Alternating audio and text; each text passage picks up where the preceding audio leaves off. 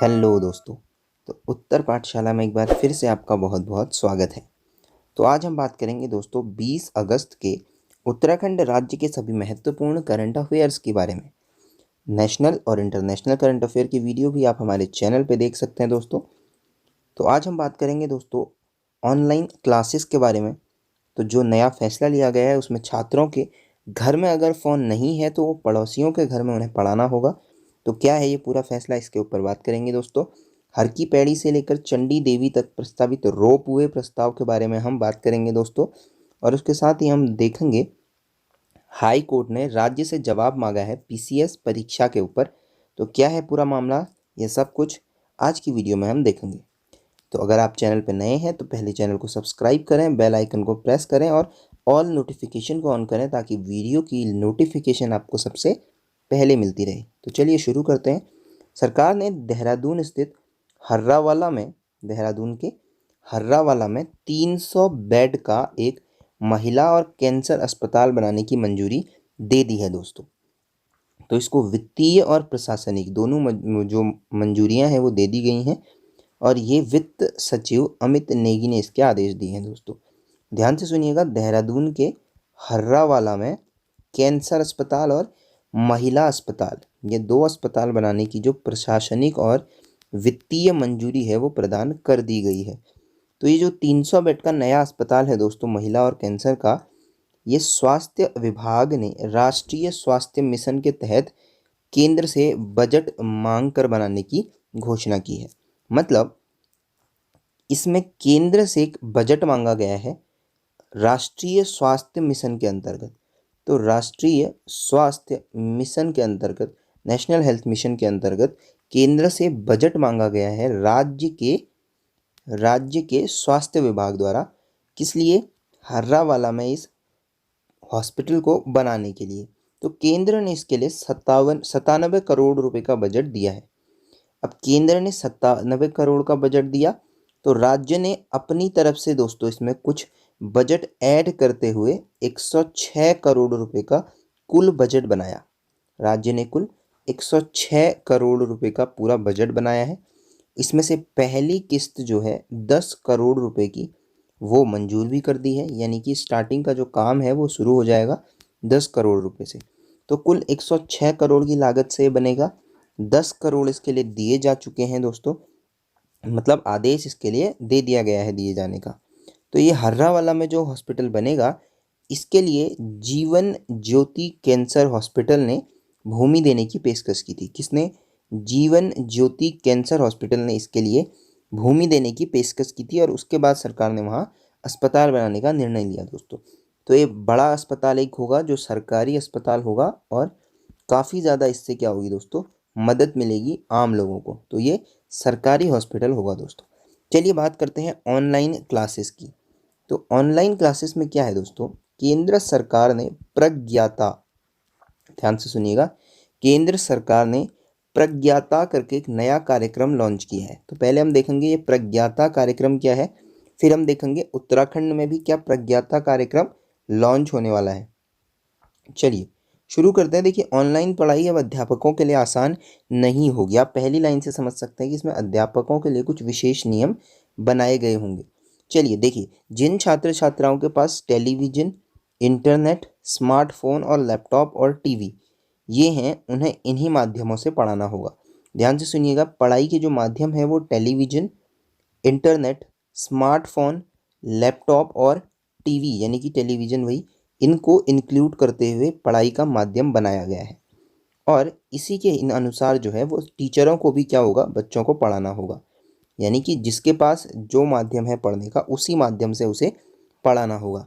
अब देखिए इसमें एक सीधी लाइन में पढ़ा के आपको बताता हूँ कि जिनके पास सामान्य फ़ोन हैं उनके साथ सुबह बात करनी होगी ताकि बाद में उनके माता पिता घर से ना निकल जाएं। तो देखिए बहुत स्ट्रेट लाइन कही गई है कि टीचरों की ये ड्यूटी होगी कि वह उन बच्चों को फ़ोन करें जिनके पास अपना फ़ोन नहीं है, जिनके पेरेंट्स के पास है और सामान्य फ़ोन है, तो वो उनसे कॉल पे बात करेंगे। मतलब अगर इंटरनेट पे वो क्लास नहीं ले सकते हैं तो कॉल पे बात जो है वो टीचरों को करनी होगी और सुबह करनी होगी ताकि बाद में माता पिता जो है वो घर से चले ना जाएं। अब देखिए ऐसे छात्र जिनके पास फ़ोन नहीं है वो क्या करेंगे, वो पड़ोस के छात्रों को फ़ोन करेंगे उनके। तो टीचर उनके पड़ोस के छात्रों को फ़ोन करेंगे और उन छात्रों के माता पिताओं को भी प्रेरित करेंगे कि वो पड़ोस के छात्रों के साथ पढ़ाई करें। तो इस तरीके का एक ऑनलाइन पढ़ाई का यह पूरा कार्यक्रम जो है प्रज्ञाता के नाम से तैयार किया गया है और लगभग लगभग सभी सीईओज को यह आदेश दिया गया है कि वह इसका पालन करेंगे। अभी फ़िलहाल ये नया प्रयोग है, देखते हैं क्या होता है। फिलहाल छात्रों की 4 श्रेणियां बनाई गई हैं। ध्यान से सुनिएगा, छात्रों की 4 श्रेणियां हैं।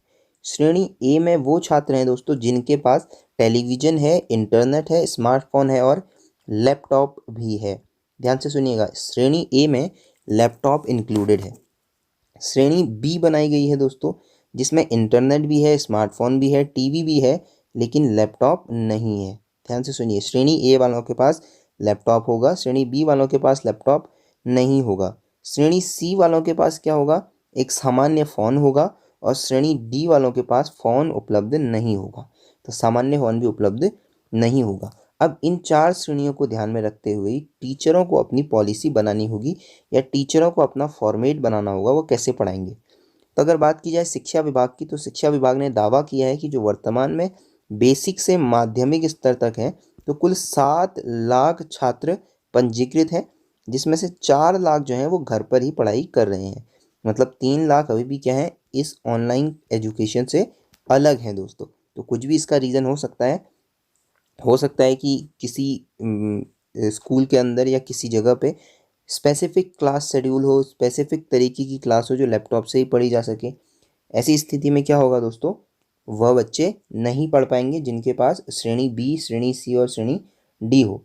तो इसीलिए ये सब कुछ हो रहा है दोस्तों। चलिए, प्रज्ञाता केंद्र सरकार की गाइडलाइन है, सभी सीईओ को इसे लागू करने के आदेश दे दिए गए हैं। तो अब क्या होगा दोस्तों, ये उत्तराखंड में भी लागू होगा क्या? तो बिल्कुल, ये सभी को लागू करना है दोस्तों। इसीलिए इसको अपने स्तर से हर एक शिक्षक द्वारा लागू किया जाना है और इसमें शिक्षक क्या है, वह सर्वे करेंगे छात्रों का और फिर श्रेणी वाइज उन्हें पढ़ाने के ऊपर बात करेंगे। चलिए, अगली खबर है हर की पैड़ी से चंडी देवी के बीच प्रस्तावित रोपवे की। तो हर की पैड़ी से चंडी देवी यानी कि हरिद्वार की जो है वो बात चल रही है दोस्तों। तो हर की पैड़ी से चंडी देवी तक एक रोपवे बनाने की बात चल रही है। और दूसरा, ऋषिकेश मेट्रो प्रस्ताव। तो ऋषिकेश मेट्रो और हर की पैड़ी से लेकर चंडी देवी तक का जो रोपवे का प्रस्ताव है, ये कहाँ, कैबिनेट में जल्दी ही रखा जाएगा। तो शहरी विकास मंत्री मदन कौशिक ने मंगलवार को सचिवालय में इसके बारे में बैठक ली है दोस्तों और उन्होंने अधिकारियों से इस परियोजना में प्रस्ताव और डीपीआर को जल्दी पूरा करने के लिए कहा है। तो हरिद्वार के भीतर संचालित होने वाली पॉड टैक्सी और देहरादून सवर शहर में प्रस्तावित रोपवे परियोजना के लिए डीपीआर हर हाल में नवंबर तक तैयार कर लिया जाएगा। इसके बाद ही केंद्र से जो है वो वार्ता होगी और फिर पता चलेगा कि ये योजनाएं पीपीपी मोड में हैं या फिर कोई और मोड या किसी और तरीके से इनको बनाया जाना है। देखिए, public private partnership PPP, economy अगर आप पढ़ते हैं तो आपको पता होगा पीपीपी मोड, तो उसमें चलना है या फिर कोई और तरीका है, इसके लिए बात की जाएगी। तो बीते 3 साल में इन परियोजनाओं को लेकर वार्ता काफ़ी बढ़ी है। तो हर की पैड़ी से चंडी देवी के बीच प्रस्तावित रोपवे और ऋषिकेश मेट्रो का प्रस्ताव 15 दिनों में ही कैबिनेट के सामने रखा जाएगा। चलिए, हाईकोर्ट ने बात की जाए तो प्रदेश सरकार को कहा है कि आप हमें बताइए कि 2016 के बाद से अभी तक पीसीएस की परीक्षा, प्रांतीय प्रशासनिक जो परीक्षा है, वह क्यों नहीं कराई गई है। तो हाई कोर्ट ने एक याचिका पर सुनवाई करते हुए राज्य लोक सेवा आयोग को और उसके साथ में प्रदेश सरकार को भी 3 दिन का नोटिस दिया है कि 3 दिन में आपको जवाब दाखिल करना है कि 2016 के बाद से अब तक प्रांतीय प्रशासनिक सेवा स्टेट पीसीएस जो है वो क्यों नहीं कराया गया है। तो इसमें जो मुख्य न्यायाधीश थे कार्यवाहक रवि मलिमत और न्यायमूर्ति एनएस धानी की खंडपीठ ने इसकी सुनवाई की है दोस्तों। तो हाईकोर्ट में जो जनहित याचिका दायर हुई थी उसमें कहा गया कि साल 2002 में राज्य सरकार ने तय किया था कि उनकी ओर से हर साल राज्य में लोक सेवा आयोग के अफसर पदों की रिक्तियों के लिए कहा जाएगा। अब लेकिन हुआ क्या है दोस्तों, आज 2020 है और 2002 से 2020 तक केवल और केवल 6 बार ही परीक्षाएं आयोजित की गई हैं। तो अब तक जो है दोस्तों लगभग 20 सालों में केवल 6 बार स्टेट पीसीएस की परीक्षाएं आयोजित की गई हैं। तो ये सब कुछ याचिका में कहा गया है और पिछली परीक्षा 2016 में हुई थी, तो 2016 के बाद से अब तक 4 साल में पीसीएस की कोई परीक्षा नहीं हुई है। और अफसरों के काफ़ी पद रिक्त हैं, अधिकारियों के काफ़ी पद रिक्त हैं। तो इससे क्या होगा, एक अफसर पर लोड बढ़ेगा, जिम्मेदारियां बढ़ेंगी और सरकारी कामकाज भी इससे क्या होगा, प्रभावित होगा। ये सब कुछ कहा गया है इस याचिका में कि अफसरों पर जिम्मेदारियां ज़्यादा हैं और कामकाज प्रभावित हो रहा है। इसी के ऊपर सुनवाई करते हुए खंडपीठ ने राज्य सरकार और राज्य लोक सेवा आयोग को 3 हफ्ते में जवाब देने के लिए कहा है दोस्तों। तो ये थे आज के सभी महत्वपूर्ण करंट अफेयर दोस्तों। अगर वीडियो आपको पसंद आई है तो लाइक करें, कमेंट बॉक्स में ज़रूर बताएं कि वीडियो आपको कैसी लगी।